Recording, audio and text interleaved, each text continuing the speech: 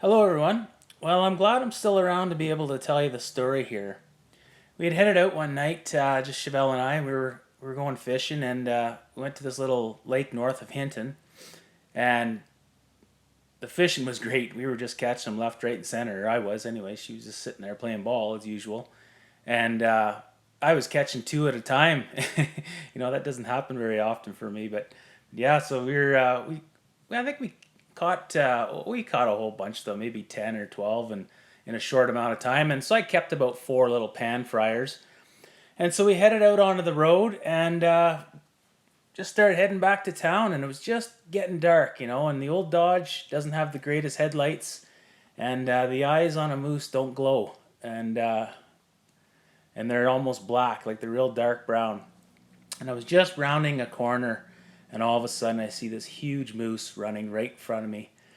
And I didn't have much time to think. It was either take the ditch, and we'd probably roll several times, almost guaranteed Chevelle would be killed and possibly myself, or hit the moose. And well, I hit the moose. Well, there was no riding this one out. It happened so fast. But there's my rim imprint where the tire caught, and then we did a slow roll. And it's fairly steep, this ditch. I landed right on the roof. I remember thinking the roof was going to come down on me, and she did. There's my fishing stuff. Poor Chevelle took a good roll in the back too, eh, girl? You're okay though, eh? The old Dodge is history. She's not gonna live to fight another day. The engine will though.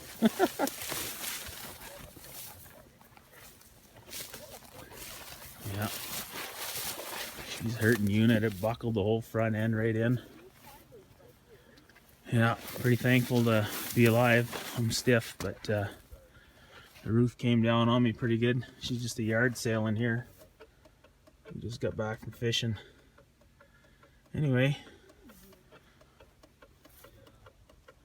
that's what happens when you hit a moose, folks. Show you the moose. Let's go see the moose.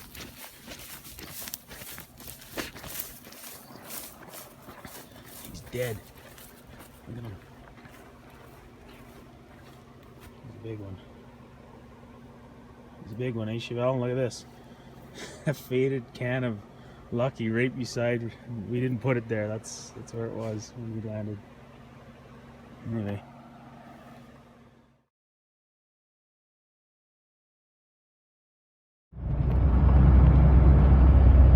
So it was about, I think, 9:30 at night. It was getting pretty dark, or just starting to get dark. And I couldn't see him at this point. And just as we're getting around this corner, I just seen him right at the last second. And then it was either take the ditch, which it looks like, well, guaranteed we would have rolled it here. There's no ifs, ands, or buts. The shoulder of the road just drops right off. But we hit him and then did a 180 and landed in the ditch over there. Yeah, got lucky.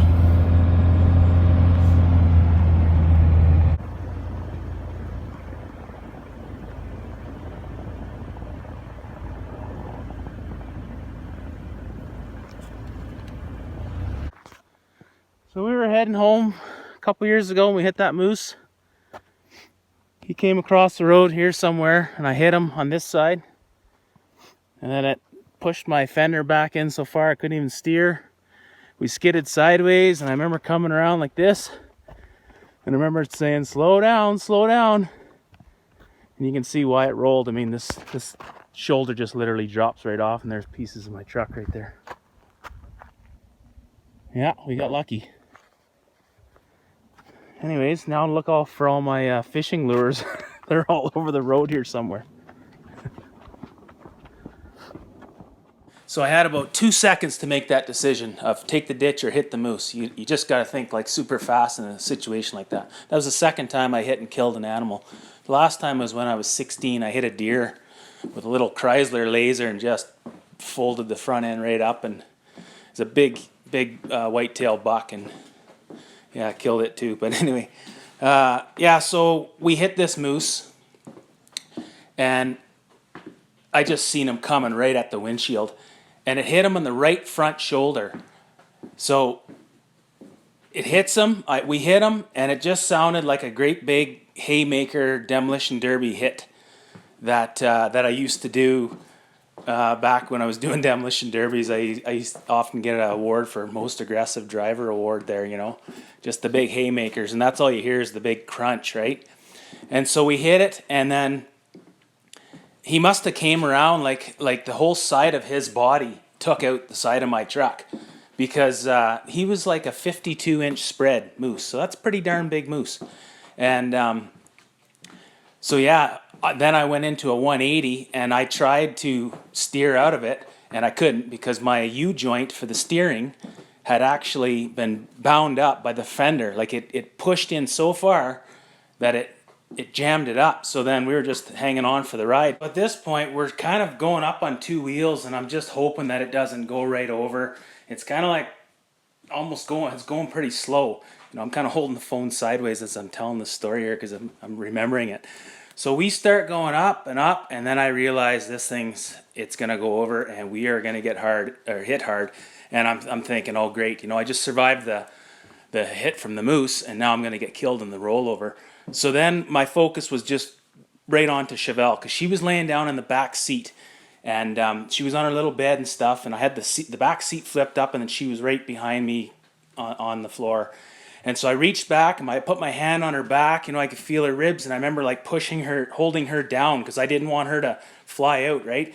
And so we ended up rolling, and I'm just about upside down. And at that point, I had to let go because I needed to kind of brace and hold myself in place.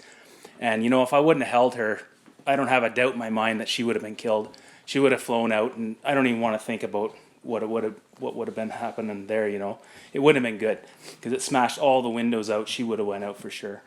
And so I sat back down, just like being in the demolition derby and your big haymaker hits. You gotta buckle yourself in, and you gotta make sure you're pushed your back right into the seat, and you crouch down a bit, because if your neck is out to the sides and you do that big haymaker hit, you'll break your neck right off. And that's what I thought was going to happen when I hit, because I knew it was going to be hard. And so all of a sudden we hit, and holy smokes, everything caved in even more. The roof caved in. It still ended up smacking me on the head, actually. So had I not bent down like that, it probably would have killed me. So it lands on its wheels, and right away I shut the engine off. It was actually still running. Broke the intake manifold right off the engine, but it was still running. Good old Cummins. And so first thing I do is I look back, and I remember it feeling like forever to turn around and look at Chevelle. Like I was expecting the worst, And I look back at her, and she's just staring right at me like, hey Dad, what'd you do this time? We'd been in crashes before with quads and stuff where she went flying, and anyway, so I was like, are you okay, girl? And I started feeling around like just so happy and almost shocked that she's still in the vehicle. There's no windows left. And so anyways, right away I hear this voice, and I look to my left, and I see this pretty little brunette staring at me, and she's like, hey, are you okay? And right away I just remember thinking, like, am I dead right now? Like, is this what it's like to be dead, Because I couldn't believe that I just kind of survived that, And then I just kind of snapped back into it, and I said, I guess I'm okay. And I said, how's the moose? And she goes, oh, he's dead. So I didn't want to suffer, right? So we called the police, and it probably took him about 45 minutes before he showed up. And so he gets there, and before he even got there, I already called Fish and Wildlife to get a permit so I could harvest this moose, because it's legal to do that for roadkill animals, right? So I got my permit, and the guy's like, yeah, just come in tomorrow, and we'll figure it all out there, but you can go ahead and butcher him up, or whatever you got to do. And so I called a buddy of mine. He came down, and he brought the old Husqvarna chainsaw there, and well, she was just like Chainsaw Massacre on the side of the road. We probably had 100 report a poacher calls that night. But anyway, the young guy and the girl there, they both stayed with us for quite a long time, and eventually they left once my buddy showed up. So I was super thankful for them to do that, and they were really lucky, because if they would have passed me when I first turned onto the highway, they would have hit that moose and they probably wouldn't have survived it because they were just in a little F-150. That truck I had 35-inch tires and I think a 6 or 5-inch lift, a 5 or 6-inch lift, so it sat up pretty high. That's what saved us, right? They often come through the windshields and kill people. There's quite a few crosses around this area from people that have been killed by moose hits. So the RCMP show up and I went up and had to fill out a police report. So I'm sitting in the cruiser and the officer and I were talking about just whatever. And somehow talk of the Army came up and I said, oh, I was in the Canadian Armed Forces when I was young. I said I joined when I was 17. And so it turned out he was too. He had actually just got back from, like, I think he did like four tours of Afghanistan or something. So anyway, so we got talking and I said, okay, well, I'm going to go out and butcher this moose up. And he was pretty surprised. He says, oh, what do you mean? And I said, well, I got a permit and everything, and I'm going to go cut this thing up. And he said, well, I don't think you can do that. I said, well, I know I can do it because I got the permit. And so he was skeptical. He started making a bunch of phone calls, and I said, well, with all due respect, officer, like I'm going to go butcher this moose up, and because I'm pretty sure of myself, and we'll talk later. So I went out. We started cutting up this moose, and then finally he came out and he goes, yeah, you are allowed to do that. And I was like, well, I know you are. He didn't know that you could harvest a roadkill animal. So that was that. So yeah, I started, I couldn't do much for butchering up this moose. I just kind of held the legs and stuff. And my buddy did all the work and I sharpened the knives up. That's about all I could do because I was just getting so stiff. And I ended up going into the hospital the next day. And yeah, I had to do physio for about 6 months after, or I think it was 3 months.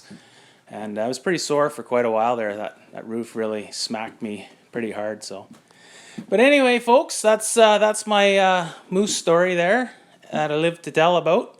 And I hope you enjoyed it, and we'll catch you on the next one.